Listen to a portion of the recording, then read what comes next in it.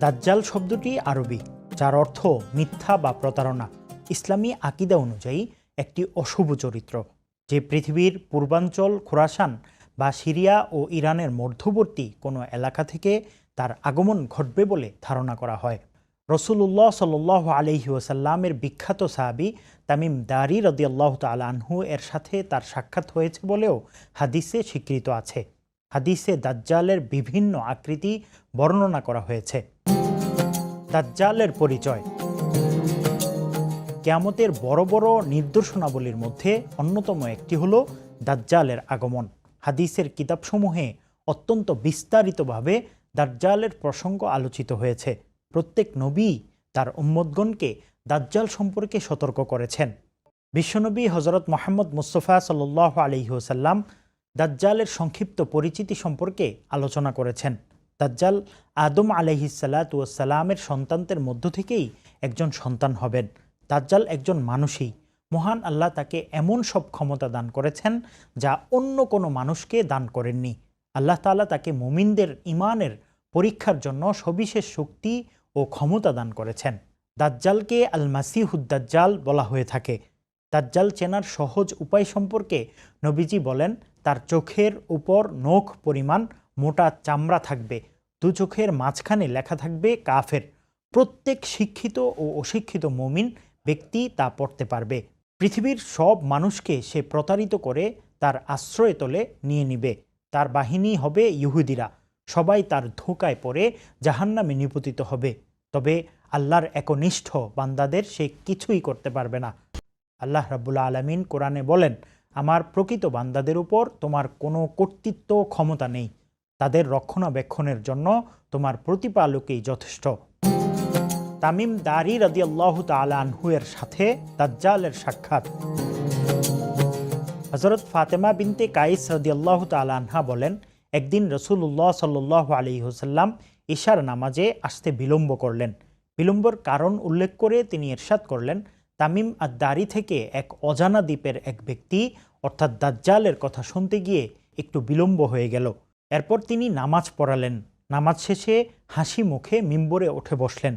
সব মুসল্লিকে নিজ নিজ স্থানে বসে থাকতে বললেন। এরপর বললেন, তোমরা কি জানো আমি কি জন্য তোমাদের বসতে বলেছি? সাহাবায়ে কেরাম বললেন, আল্লাহ ও তার রাসূল এই সম্পর্কে ভালো জানেন। তিনি বললেন, আমি আজ তোমাদের কাছে কোনো ওয়াজ নসিহতের জন্য বসিনি। শুধু তামিম আদ-দারি থেকে যেই ঘটনা শুনেছি তা তোমাদের শোনানোর জন্যই একত্র হতে বলেছি। এরপর তিনি বললেন, তামিম আদ-দারি ছিল একজন খ্রিস্টান। সে এসে মুসলমান হয়েছে। আমি এর আগে দাজ্জাল সম্পর্কে তোমাদের যা বর্ণনা দিয়েছি সে অনুরূপ বর্ণনা আজ আমার কাছে দিয়েছে। সে বলেছে সে একবার লাখাম ও জুজাম গোত্রের ৩০ জন লোককে সঙ্গে নিয়ে জাহাজে করে সমুদ্র ভ্রমণে বের হয়। দীর্ঘ ১ মাস সমুদ্রের উত্তাল তরঙ্গমালার মধ্যে জাহাজটি নিয়ন্ত্রণ হারিয়ে তাদের নিয়ে গেল একটি দ্বীপের কাছে। এরপর তারা জাহাজের নোঙর ফেলে ছোট ছোট নৌকা যোগে ওই দ্বীপে নেমে যায়। দ্বীপে নামতেই তারা দেখতে পেল বড় বড় চুল ও পশম বিশিষ্ট এক অদ্ভুত প্রাণী। অন্য বর্ণনা মতে দীর্ঘকেশী এক রমণী। তার পুরো দেহ ছিল কেশে ভরা। তারা বিস্মিত হয়ে বলল, তুমি ধ্বংস হও। কে তুমি? সে বলল, আমি জাসসাসা বা গোয়েন্দা। তারা বলল, জাসসাসা আবার কি? সে বলল, দ্বীপের দিকে আঙ্গুল দিয়ে দেখিয়ে বলে, ওই যে দেখা যায় একটা প্রাসাদ, সেখানে যাও। তাতে অবস্থান করছে এক ব্যক্তি যে তোমাদের জন্য গভীর আগ্রহে অপেক্ষা করছে। তার এই কথার পর আমরা শঙ্কিত হয়ে পড়লাম। আমরা ভয় পেতে লাগলাম, কে আবার আমাদের জন্য অপেক্ষা করছে? সে আবার শয়তান বা জিন কিনা? আমরা খুব দ্রুত সেখানের প্রাসাদে যাই। সেখানে গিয়ে দেখি মজবুত শিকলে বাঁধা অদ্ভুত ও বৃহদাকৃতির এক মানুষ, যে তার নিজের মাথার চুল ধরে টেনে ছিঁড়ছে। এমন বৃহদাকৃতির মানুষ এবং এত মজবুত শিকলে বেঁধে রাখতে এর আগে আমি কখনো দেখিনি। লোহার শিকলে ২ হাঁটুর মধ্য দিয়ে উভয় হাত ছিল ঘাড়ের সঙ্গে বাঁধা। তাকে বললাম, তুমি ধ্বংস হও। কে তুমি? সে বলল, তোমরা আমার কিছু না কিছু পরিচয় তো পেয়েছ। অপর এক বর্ণনা মতে সে পরিষ্কার করে বলল, আমি দাজ্জাল। এরপর দাজ্জাল তাদের বিভিন্ন বিষয়ে প্রশ্ন করল। প্রথমে তাদের পরিচয় জানতে চাইলে তারা নিজের পরিচয় ও সফরের অবস্থা খুলে বলল। এরপর দাজ্জাল বলল, তোমরা আমাকে বাইসানের খেজুর বাগানের কথা বলো, তাতে খেজুর ফলে কি? তারা বলল, হ্যাঁ ফলে। দাজ্জাল আবার বলল, সেদিন বেশি দূরে নয় যেদিন এগুলোতে ফল ধরবে না। তারপর সে বলল, আচ্ছা তাবারিয়া সাগরের ব্যাপারে আমাকে অবগত করো, তাতে পানি আছে কি? তারা বলল, সেখানে প্রচুর পানি আছে। অতঃপর সে বলল, সেদিন বেশি দূরে নয় যখন ওই সাগরে পানি থাকবে না। সে আবার বলল, জুগারের ঝর্ণার ব্যাপারে আমাকে অবহিত করো, তাতে পানি আছে কিনা এবং সেই এলাকার মানুষ তার পানি দ্বারা চাষাবাদ করে কিনা। তারা বলল, এতে যথেষ্ট পানি রয়েছে এবং সেই এলাকার মানুষ সেই পানি দিয়ে চাষাবাদও করে। সে আবার বলল, তোমরা আমাকে উম্মিদের নবীর ব্যাপারে বলো, তিনি এখন কি করছেন? তারা বলল, তিনি হিজরত করে মক্কা থেকে মদিনায় চলে এসেছেন। সেই জিজ্ঞেস করল, আরবের মানুষ তার সঙ্গে যুদ্ধ করেছে কি? তারা বলল, হ্যাঁ করেছে। সে বলল, তিনি তাদের সঙ্গে কি আচরণ করেছেন? তারা বলল, তিনি আরবের পার্শ্ববর্তী এলাকায় জয়ী হয়েছেন এবং তারা তার বশ্যতা স্বীকার করে নিয়েছে। সে বলল, বশ্যতা স্বীকার করে নেয়াই জনগণের জন্য কল্যাণকর ছিল।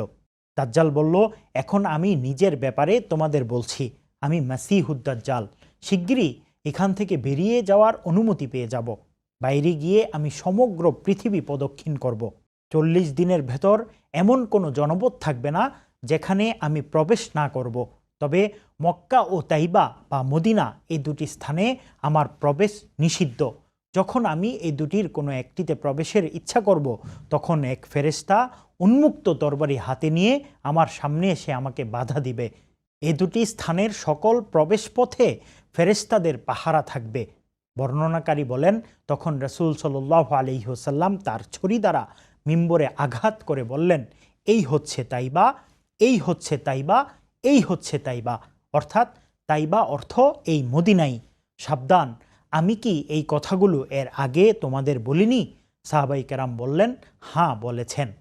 রাসূল সাল্লাল্লাহু আলাইহি ওয়াসাল্লাম ইরশাদ করলেন, তামিম আদ-দারির কথাগুলো আমার খুবই ভালো লেগেছে, যেহেতু তা আমার ওই বর্ণনার সঙ্গে সামঞ্জস্যপূর্ণ যা আমি তোমাদের দাজ্জাল, মদিনা ও মক্কা সম্পর্কে এর আগে বলেছি। যে দ্বীপে বন্দী আছে দাজ্জাল। এরপর নবী করিম সাল্লাল্লাহু আলাইহি ওয়াসাল্লাম ইরশাদ করলেন, জেনে রেখো এই দ্বীপ সিরিয়া সাগর অথবা ইয়েমেন সাগরের পাশের সাগরের মাঝে অবস্থিত, যা পৃথিবীর পূর্ব দিকে রয়েছে। পৃথিবীর পূর্ব দিকে অবস্থিত, পৃথিবীর পূর্ব দিকে অবস্থিত। এই সময় তিনি নিজ হাত দ্বারা পূর্ব দিকে ইশারাও করলেন। বর্ণনাকারী ফাতেমা বিনতে কাইস রাদিয়াল্লাহু তাআলা আনহা বলেন, এই হাদিস আমি রাসূল সাল্লাল্লাহু আলাইহি ওয়াসাল্লাম থেকে সংরক্ষণ করেছি। দাজ্জালের ফিতনা থেকে বাঁচার আমল। নবী করিম সাল্লাল্লাহু আলাইহি ওয়াসাল্লাম বলেন, আমি তোমাদের মাঝে না থাকা অবস্থায় যদি দাজ্জাল বের হয়ে আসে, তাহলে প্রত্যেকেই তার প্রতিরোধ করবে। আল্লাহর শপথ, প্রত্যেক মুসলমানের উপর আমার খলিফা রয়েছে। নিশ্চয় দাজ্জাল কোকড়া চুল বিশিষ্ট যুবক হবে এবং তার চোখ কানা হবে, যেন আমি আব্দুল ওজা ইবনে কাতালের মতো তাকে দেখতে পাচ্ছি। তোমাদের মধ্যে যে তাকে পাবে সে যেন সূরা কাহাফের শুরু অংশ পড়ে। আরেক হাদিসে দাজ্জালের ফিতনা থেকে বাঁচতে সূরা কাহাফের প্রথম 10 আয়াত মুখস্থ করতে বলা হয়েছে।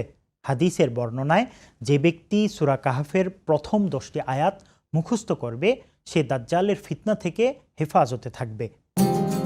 দাজ্জালের ফিতনা থেকে বাঁচার দোয়া। দাজ্জালের ফিতনা থেকে বাঁচতে আবু হুরায়রা রাদিয়াল্লাহু তাআলা আনহু থেকে বর্ণিত এক হাদিসে আরেকটি দোয়ার কথা বলা হয়েছে। দোয়াটি হলো, আল্লাহুম্মা ইন্নী আউযু বিকা মিন আযাবিল কবরি ওয়া মিন আযাবিন নারি ওয়া মিন ফিতনাতিল মাহইয়া ওয়াল মামাতি ওয়া মিন ফিতনাতিল মাসীহিদ দাজ্জাল।